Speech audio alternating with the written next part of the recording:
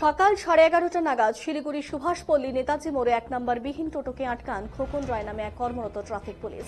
টোটোর চাবি নিতে গিয়ে পুলিশ এবং টোটো চালকের মধ্যে টানাটানিতে চাবি ভেঙে যায়। সেখান থেকেই গন্ডগোলের সূত্রপাত বলে জানা যায়। কর্মরত ট্রাফিক পুলিশ খোকন রায় জানান, নেতাজি মোড়ে টোটোটি আসতেই টোটো চালককে তিনি বলেন এখন নো এন্ট্রি আছে, যাওয়া যাবে না। তার কথা না শুনে সোজা গাড়ি বের করে দেন।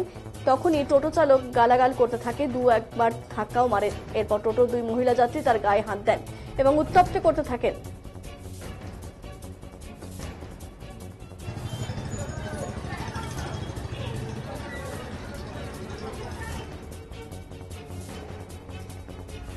এই পুরো বিষয়টি প্রত্যক্ষদর্শী এক বাসিন্দা জানান, এমন ঘটনা একেবারেই কাম্য নয়। কর্মরত পুলিশ কর্মীর গায়ে হাত দেওয়া উচিত হয়নি।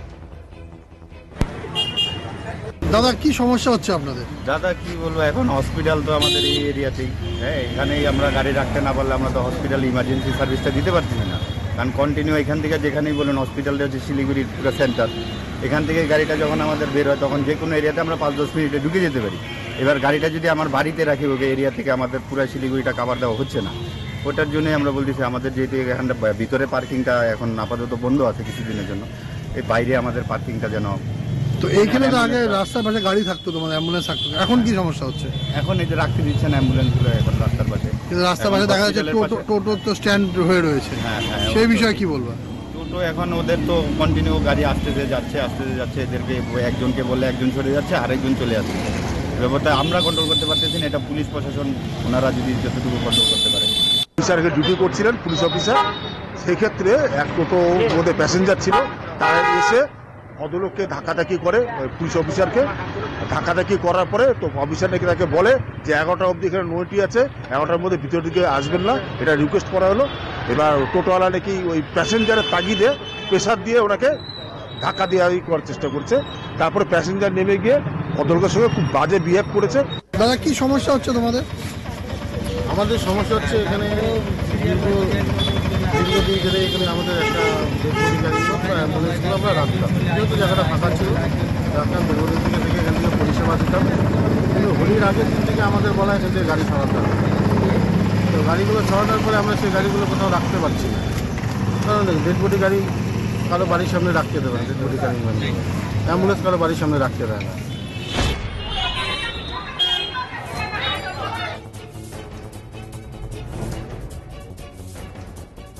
কি জানাচ্ছেন কর্মরত ট্রাফিক পুলিশ, শুনবো। এখানে হাতিমোড়ের আমার ডিউটি, এই ডিউটিতে বিনা নম্বরের টোটো ভ্যানাস মোড়ে বা কোট মোড়ের ওদিকে যাবে না, সেই উপলক্ষে ডিউটিটা দীর্ঘদিন ধরে হচ্ছে। এবার ডিউটিটা সারাদিনই করার কথা, কিন্তু আমরা মোটামুটি 10:30 থেকে 12টা 12:30 পর্যন্ত আমরা এটা একটু গুরুত্বটা বেশি দিই, আর অন্য সময় হালকা গুরুত্ব দিই। তাই এই মুহূর্তে টোটো ঘোরাচ্ছি, একটা লোক আসে এখানে বলছে আমি এদিকে যাবো। আমি বললাম কি না, এদিকে যাবে না, বিনা নম্বরের টোটো, এদিকে নিষেধ আছে। উনি আমার কথা না শুনে গার মধ্যে টোটোটা ঢোকায় দেয় এবং আমি থামতে বলি, তাও উনি মানে আগেই করে। তখন আমি টোটোর চাবিটা নিতে যাই, তখন ও টোটোটার চাবিটা ধরে আমার হাতটা এরকম করে, তখন টোটোর চাবিটা বেঁকে যায়। তারপরে ওই ছেলেটা বলছে যে এরকম টোটো কেন চাবি আমার বেঁকে গেল, টোটো আমি ভেঙে ফেলবো, আমাকে কেন, আমি বাঁকড়া কোটের হ্যাঁ তোমাকে, মানে এরকম আলতু পালতু একটু যাচ্ছে। আর দুটো মেয়ে ছিল 4জন ছিল, দুটো মেয়ে ছিল ওখান থেকে নেমে আমার গায়ে মানে হাত বুলায় অনেক কয়বার আঘাত করেছে। আঘাত করার পরে এখানে একটা পাবলিক, আমি নাম জানি না, যদি উনি আমাকে সহযোগিতা করেছে, বলছে না পুলিশের গায়ে আপনি কেন হাত দিচ্ছেন, হ্যাঁ, এই হিসাবে এইটুকু হয়েছে। এটা আপনার হচ্ছে কি 11:30 এরকম টাইমে হবে, এরকমই হবে।